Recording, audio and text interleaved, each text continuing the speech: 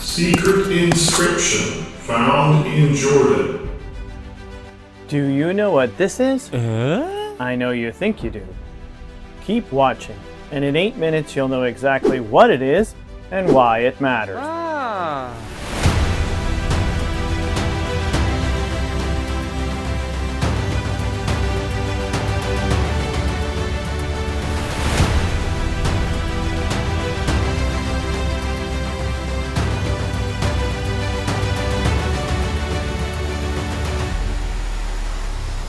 It's a tomb, carved into the side of a cliff in Jordan, with a name scratched into the stone.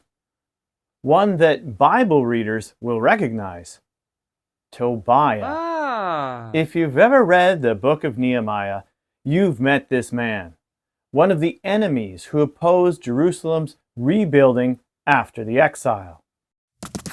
When Sanballat the Horonite and Tobiah the Ammonite official heard about it, it was very displeasing to them that someone had come to seek the welfare of the sons of Israel. Nehemiah 2:10.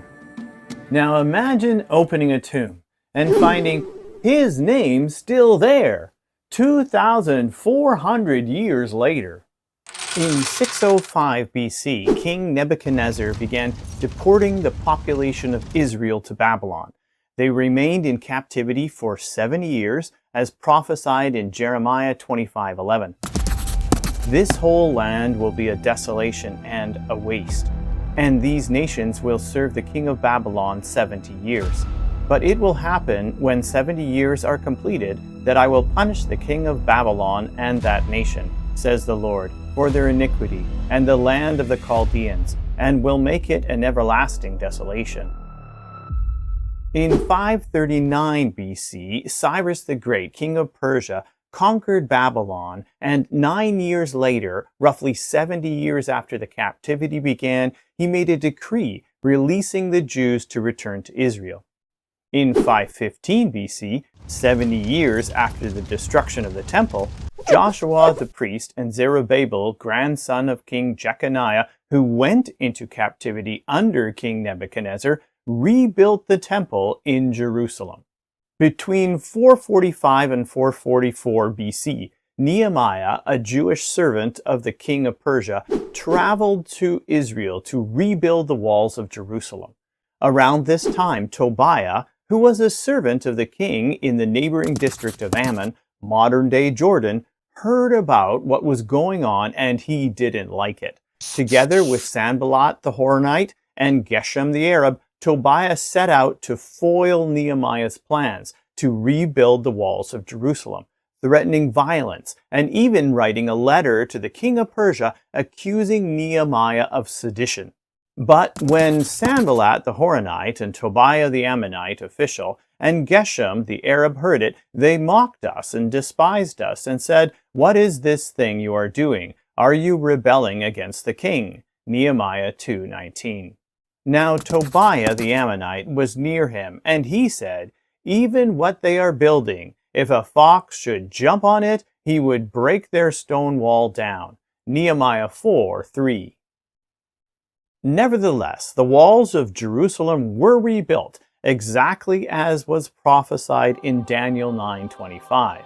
Know therefore and discern that from the going out of the commandment to restore and to build Jerusalem to the anointed one, the prince, will be 7 weeks and 62 weeks. It will be built again, with street and moat, even in troubled times. When Tobiah's plans to stop the Jews failed, he decided to join them, commandeering a room in the temple for his own private use. This was too much for Nehemiah, who, on his return trip from Persia, had him summarily expelled from the temple. Nehemiah's rebuilding of Jerusalem was one of the last big events to happen in the Old Testament. The book of Malachi was written in 432, and the Old Testament was finished. But not the story of Tobiah. He went back home to Ammonite territory and founded a local dynasty known as the Tobiads that would last well into the 2nd century and beyond. In addition to the tombs at Qasr al-Amir, They would also build their own palace, known today as Qasr al-Abd. Tobiah's palace is 130 feet long, 65 feet wide, and 42 feet high, built from some of the largest stone blocks of any building in the Middle East, with the largest block measuring 22 feet by 10 feet. It borrowed heavily from Hellenistic architecture, with massive stone pillars and stone carvings of lions, panthers, and eagles, but also had Jewish influences, including lily flower motifs and capitals of the same style used in Solomon's temple. Qasr al-Abd was badly damaged by the 363 AD Galilee earthquake and rebuilt in modern times from the ruins. In the 1st century AD, Josephus wrote about Tobiah's palace and tomb in Antiquities of the Jews. He also erected a strong castle and built it entirely of white stone to the very roof, and had animals of a prodigious magnitude engraved upon it. He also drew round it a great and deep canal of water. He also made caves of many furlongs in length by hollowing a rock that was over against him. Some scholars thought Tobiah was just a fictional villain, a literary foil. But then, in 1960, archaeologists discovered an ancient tomb complex in Iraq, al-Amir, Jordan, just east of the Dead Sea. And carved into the stone above one of the doorways was this: Tobiah, servant of the king.